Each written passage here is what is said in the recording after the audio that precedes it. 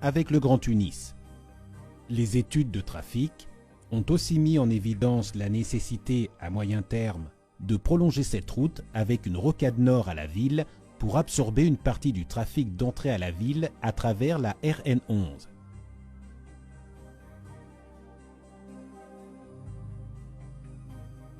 Pour la traversée du canal, la navigation exige de respecter un tirant d'air de 56 mètres, ce qui force à introduire des longues rampes et en résulte un viaduc d'environ 2 km de longueur. Pour des raisons liées à la sécurité de la navigation et comme conséquence des coûts élevés de la réalisation de fondations dans l'eau, la travée principale de l'ouvrage a été définie de 292 mètres. Deux piles singulières en forme de V encadrent le canal de navigation.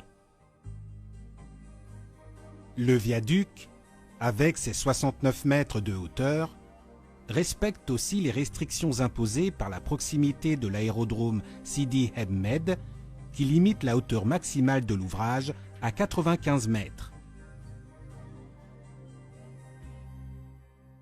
Conçu avec un tablier mixte à treillis de hauteur variable, il sera conduit par encorbeillements successifs, minimisant toute affectation au trafic portuaire durant les travaux de réalisation. L'ensemble de la simplicité, continuité et légèreté du treillis blanc, relevé par le fort caractère des piles centrales, confèrent à cet ouvrage une élégance et une identité propres. Les études d'avant-projet détaillées ont été remises en juillet 2015 et en accord avec les recommandations internationales pour un ouvrage de cette catégorie, ils seront prochainement soumis à un audit externe indépendant. L'investissement total estimé pour la réalisation du projet est de l'ordre de 480 millions de dinars, avec des délais d'exécution estimés à 36 mois.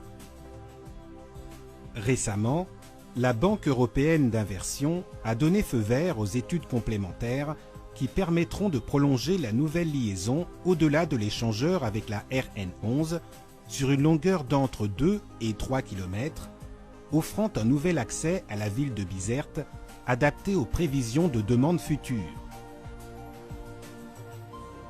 La réalisation du projet sera un nouveau véhicule pour la croissance et développement de la région de Bizerte.